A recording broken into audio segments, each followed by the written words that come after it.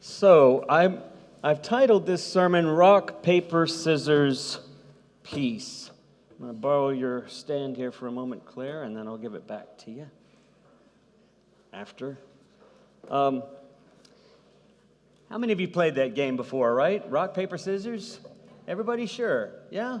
Okay, we're going to play it. So here's what I want you to do. I want you to turn to the person next to you, and we're just going to, remember you do this 1, 2, 3. It's always the argument was like, is it on 3 or is it after 3? See, even now, Lord, we cannot agree. So we're going to say, I'm going to go ahead and be the authority here and say that it is on 3. 1, 2, and then you do whatever it is. Rock, paper, scissors, right? All right, so, and if you remember, rock smashes scissors, scissors cut paper, paper covers rock, right? Yeah, okay. So here we go. Turn to somebody. Ready? Remember, you got to do it with your hands. Here we go.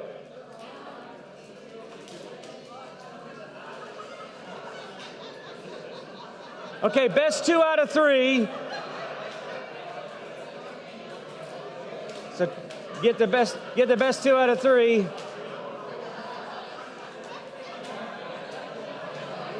Okay, now, if you'll stop for just a second,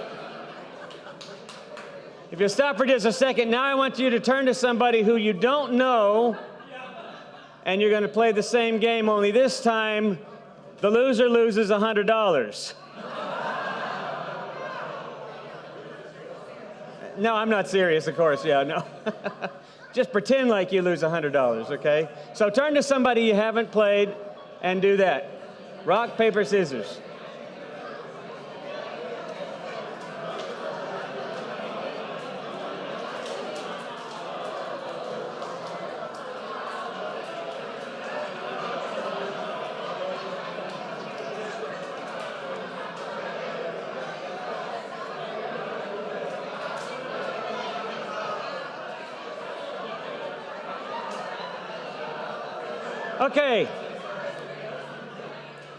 Okay, thanks. Yeah, I remember playing that game at camps, and I remember playing with smaller children at some of the camps where I went to, and there's this one kid that whenever I'd play, and if I ever won, he would say, my rule, we play, I get to try after you make your move. Because whenever he lost, it was like, I don't lose. I just don't. That's not right. I always win. I'm the kid, you know, and I'm also at a camp, and I have cancer.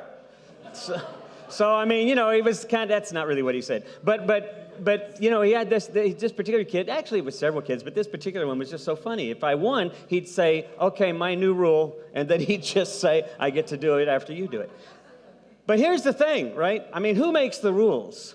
Who makes the rules? That's really the thing. And we could look at this statistically. I didn't get online to sort of do an analysis to see. It would have been interesting to see what are the odds that most people, you know, lose every time they do this, which is almost always kind of, for me, what happens.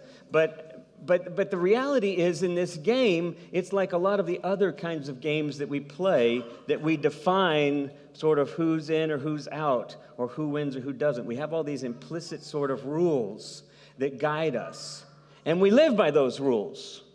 And it's a little bit like rock, paper, scissors, except that it's not so playful because it's implicit. When I was driving through Germany, I think I shared the time that Linda and I were visiting with Emily and Tim and the 2 girls, or actually it was just Molly at the time, and not little Maeve over here. But when they were living there, we'd gone into the Czech Republic, and coming back across the border, it was late in the evening. I was driving along the windy road. I passed through the little village. There was a yield sign in German. I forgot how you say it in German, but it was a yield sign. And so I slowed, and I looked up the right, and I saw a car 200 yards away, maybe more than that, and I kept on going and drove on out of the little village. And about 10 minutes later, I noticed a car pulling up behind me. But it's like tailing me. And so I'm thinking, okay, maybe I'm going too slow. I speed up a little bit. It gets a little closer. And so I finally start to slow down, and it comes up beside me. And this has been 15 minutes now. We've driven out of this little town. And I'm slowing down, and the car doesn't pass. It slows down with me. And the guy on the right rolls down his window, looks at me. Tim's in the back seat. I'm driving. Tim's in the back seat. He speaks fluent German. Emily speaks fluent German, and so does Molly, in fact. And so he rolls down the window. He says something in German. Tim starts laughing and then apologizes in German and then laughs some more as he's rolling up the window. I notice the car pulls in front, then turns around and goes back to the village. Tim said, "Dad, you're supposed to wait 30 seconds at a yield sign. You didn't wait." Now, in Germany, there is this sort of orientation around rules. And it's been kind of a cliche and sometimes a little bit of a stereotype, but it is pretty true. There's an adherence to rules. You don't cross the crosswalk if it says don't cross. There might not be cars for 10 years. You don't cross. Rules are here for a reason. But the reality is sometimes our rules, sometimes our implicit boundaries, sometimes our rules become so implicit that they're less understood and they're more enforced on the basis of fear, on the basis of our anxiety. So we want order. And yet, when they say if there's no order, is it just pure chaos? I love that, because I love that idea. If we didn't have these rules, it would just be chaos. One of my favorite things to do is to go in, when I used to go into schools and do assemblies as a touring artist. And they would line up the students in nice, neat rows, and they would sit at opposite ends, one teacher here and one teacher there. And they would bring the children in, and they would have them sit appropriately. Now, get back in line, Johnny, back, Johnny. And they would get them into these wonderful, wonderful square designs. And then I'd walk up to them, and I'd go, "Okay, everybody, let's get in a circle." And you could just see the teachers running around going like, "We don't know circles." And it was just a moment of chaos, right? It was a moment of chaos. And guess what the kids did? They settled down. They settled down. They didn't have a neat, perfect 360 circle. It was kind of a spiral, messy circle. But they settled down, and they all looked forward, right? We sometimes assume chaos. We sometimes assume disorder. We sometimes assume danger, Will Robinson. We sometimes assume that our fear is correct. And so we put up a wall, or we put up a boundary, or we create a little dividing line in our mind towards others. And who knows how it got there or how long it's been there, but we create these things implicitly, and they become defining motivations for our life. And sadly, they become like rock, paper, scissors, right? Because eventually, nobody wins. It just goes back and forth and back and forth and back and forth. And the walls get higher, or the fences get thicker, or the moats get wider, or the anger gets more tense.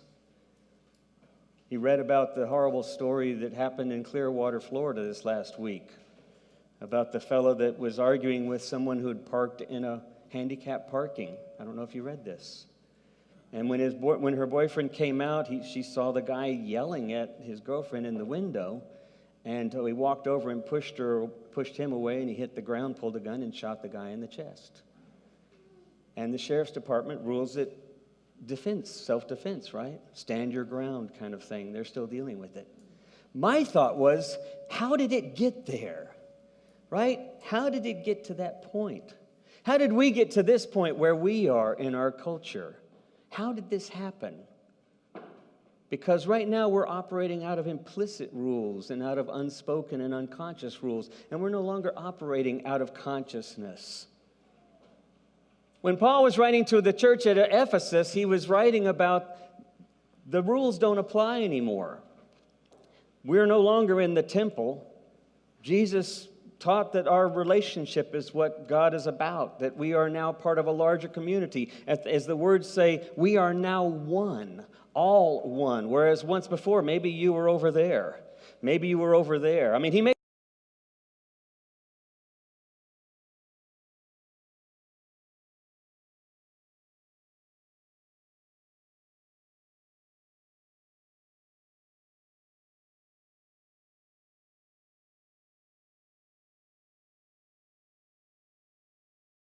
other against ourselves, right? And here the chosen are now supposedly opening the doors to these pagans, to these non-Jewish people. And they're now welcome. And Paul makes the funny little side comment that says, yes, that's true. You were the uncircumcised. These are the circumcised. Don't forget, they were circumcised by human hands. It's a little bit of a slight there, just to remind them God's bigger than all of that. But that was the challenge, right? The other. And they are not just like other people. They are totally other. And Paul is, well, it's not really Paul. We don't know who the author is. We know it's probably not Paul. But this author is saying the community is wider than me and you, or us and them. How do we get there? He uses the word peace 4 times. How do we get there? So I want to share with this story that I heard a long time ago. I heard it at a storytelling festival back in the 80s when I first started getting kind of involved with that community. And it's always stuck with me as an interesting story. There was this farmer, and he had a neighbor whose farm was just kind of up the hillside, and they didn't have a fence between their property. They were pretty much regulating their livestock pretty easily to themselves and keeping things to themselves, and didn't interact with one another too much, but friendly. You know, kind of like neighbors down the street. They'd wave and they'd see each other working in the farm. One day, one of the other calves wandered over to this fellow's farm, and he didn't really recognize it as a different calf, and he kind of kept it in his herd until that farm over there came looking for it and started accusing him of having stolen the calf. Well, that created this animosity between them. He said, fine, take it. And the fellow took his calf back, but now there was this rift. There was this distance. Now they had reason to distrust each other. And so the farmer across the way put up a fence.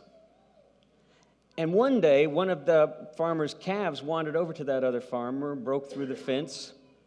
And so the farmer decided this time to put up a bit of a stream, a creek, dug a literally creek in the ground, and then from one lake down the hillside created this creek. So there was a creek and a fence. And this animosity just grew and grew. They would hardly look at each other. They sometimes would gesture to each other rudely. One day there was a knock on the door, and this young man had come to the door, and he asked if there's some work he could do around the place. And the farmer said, yeah, there is, in fact. You see where this fence has gotten broken up? Well, that fellow over there built this fence, but I want you to go and I want you to reinforce it. Just go ahead and reinforce it. If it need be, then just build a fence on this side of the creek and make it twice as strong. I got to run into town, but if you do that, I'll pay you good. And so he went on into town, and that fellow got the tools out of the shed and went to work. Later on that afternoon, when the farmer came back, he saw that the shed was all closed up. Tools must have been put away. The guy must have been done with the job. And as he walked around the farmhouse, he looked off in the distance, and instead of a fence there, the young man had built a bridge. And then to his surprise, he looked over and saw that other farmer coming with that calf back across the bridge. And so the farmer ran and met him halfway, and the fellow across the way says, you know, I don't know what got into me. Maybe this is your calf. I mean, who would have thought, what a move to build a bridge in spite of all of this anger. And the only thing I could do is to come back over, and let's see if we can't figure out what's going on. And so they began their relationship anew. And when I heard this story, I used to think, well, this story is this great story about, Christians are called to be bridge builders. That's our call, is to be bridge builders. But I thought there's really something else going on here in this story as well. I mean, this story is as much about building bridges, but it's also about how we see things, right? It's also about the way in which we choose to see one another. Because neither of them were willing to see each other as themselves. They always took the stance of the other. That person is the other. I was listening to On Being here last week. There was an author there. His name is Luis Alberto Uriel. He teaches English at Chicago University. He's written a number of books. But he was speaking on behalf of sort of the thinking about the south border, the border between the U.S. and Mexico. And he's made a number of trips down there. And so he was talking about his experiences there, especially along the Arizona side. It was interesting, he said, it's so easy for us to look over at someone else and assume that that other person is completely different from us for whatever reason. But he said, if you travel to the other side of the border and you look at the wall on the south side of the border, he said it's fascinating. He said in the larger sections that are all concrete, if you go on the other side, in some sections they have mariachis playing. And on a lot of the sections they have beautiful artwork all up and down the wall. Some of it is a critique. Some of it is a message of hope. Some of it's just celebration. Beautiful, beautiful graffiti and pieces of artwork all along that side of the wall. He says you'll find ice cream carts and food carts moving along in different sections. He said there's actually one section that he was down in Arizona where they were playing volleyball back and forth over the wall. Krista Tippett said, why don't we ever hear these stories? And he said, right, why don't we?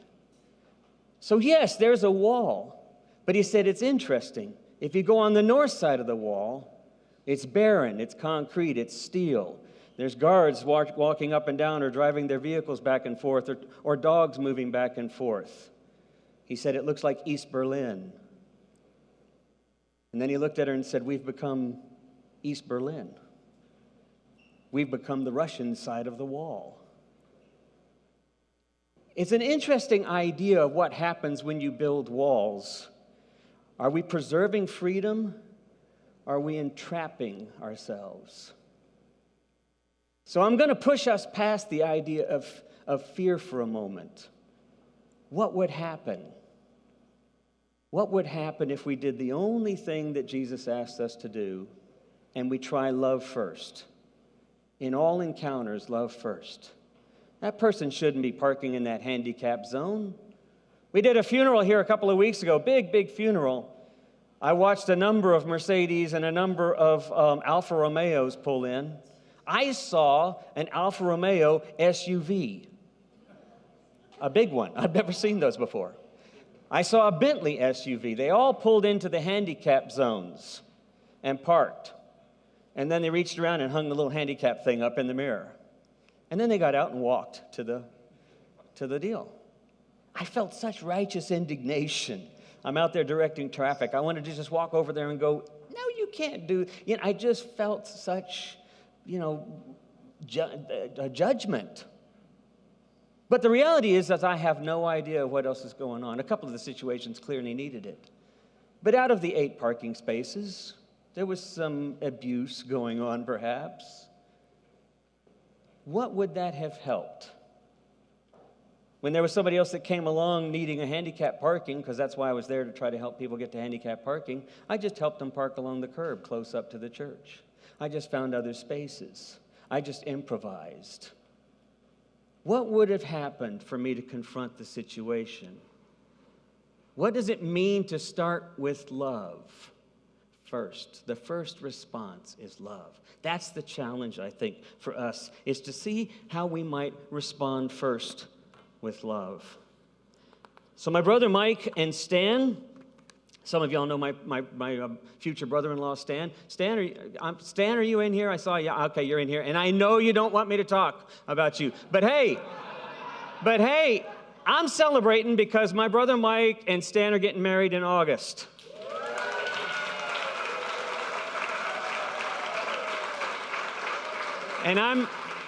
And I'm excited. I've said this before, when Stan and Mike joined the church, and my brother Mike has never joined the church, and it was such a moving thing for Mike to join this congregation. But as I've said before, Stan has been a godsend to our family over the years, and they've been together for 12 years now, and maybe a little bit more than that, and we're just excited. Linda and I will be there. Of course, we're not allowed to do these ceremonies, but there's a wonderful church up there in Creed where this is happening, a UCC church, and we'll be involved in some ways and stuff, celebrating and being a part of that. But here's the interesting thing. I was in Atlanta, right? I was at the Wild Goose Festival last week, up in North Carolina in Asheville. Wild Goose Festival of Arts and Justice, sort of centered around Christian faith, emergent Christian church, but also all sorts of folks there. There are people in every spectrum, atheist, agnostic, Buddhist, Christian, evangelical, recovering evangelical. I mean, the whole gamut. Millennials, boomers, post-boomers, everybody was there. And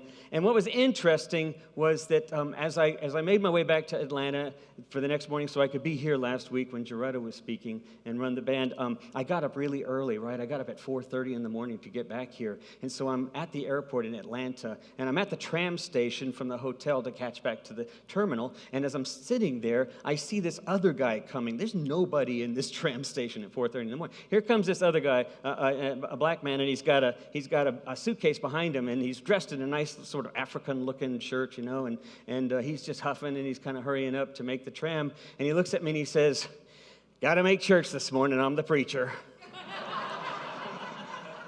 And I laughed at him, and I said, "So am I. I got to make church too." You know, and then I said, I'm at First Methodist in Fort Worth. He said, "Well, I'm at New Waverly Methodist in Baltimore, in the D.C. area." And we chatted for a little bit, and then I just asked him as we got on the tram, and I said, "So how are you all dealing with it?" He's African American, right? He's in an AME church, African Methodist Episcopal Church, and he says, and I said, "How are you all dealing with it?" You know, stupid me. I'm talking the human sexuality issue. And he looks at me and he kind of looks with a question and he says, what do you mean? And I said, in February, what we're dealing with the decision in February, what direction we're going to go with the discipline. He looks at me and he says, "I'm in Baltimore. I'm in the Washington, D.C. area. My people fully embrace whomever one chooses to love." He said, "That's not our problem. We're getting killed in the streets. We're getting oppressed right and left. We're dealing with racial injustices." And then he says to me, "And you know what? I can't even get the other evangelicals to meet with me to talk about how we can deal with this issue because they're still caught up in what the Bible says about sexuality." And it just hit me how hard it is for us to address one another from the place of love. So much so that others might even die around us, and we're still looking past it. How is it that we go about being peace in a world that continues to tell us life is all about rock, paper, scissors? Well, we have our teaching in Jesus, we have our teaching in Gandhi, we have it in Martin Luther King. If you go back and you read the Birmingham jail letter that he wrote, "Injustice for anyone is injustice for all.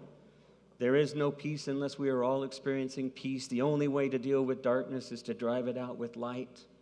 Or as Gandhi would say, the only way to deal with creating peace is to be the change you want to see in the world.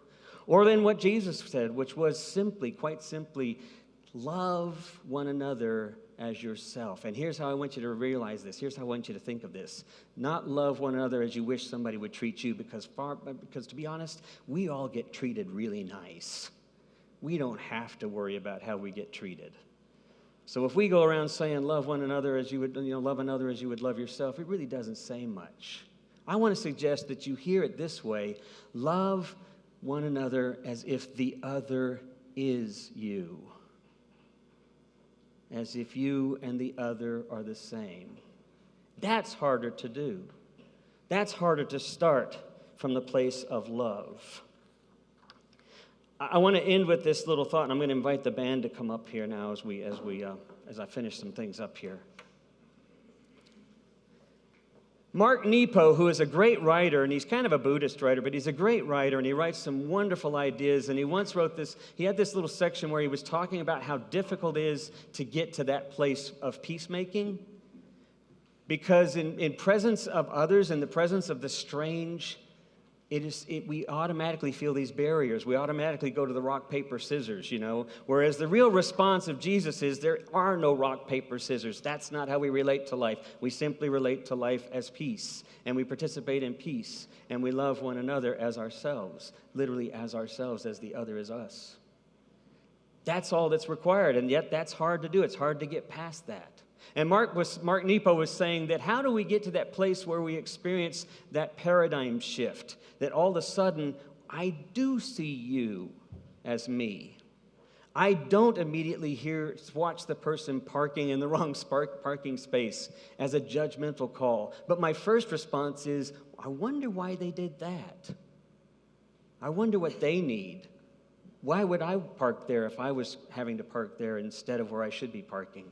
We see it from the perspective of love first. How hard is that to do, right? It really is a challenge.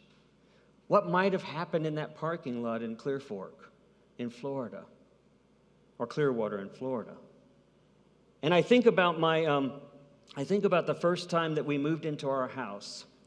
And we moved in the house I now live in that has been plagued by Stephen King plagues in so many ways. If you saw my Facebook posting, I pulled out a beehive this large yesterday. I didn't, somebody else did. I repaired the wall. But that's the third time we've had bees in our house.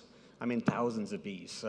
But the first month that we were there, we moved in 20 years ago, and I used to live in this house 15, 20 years prior to that.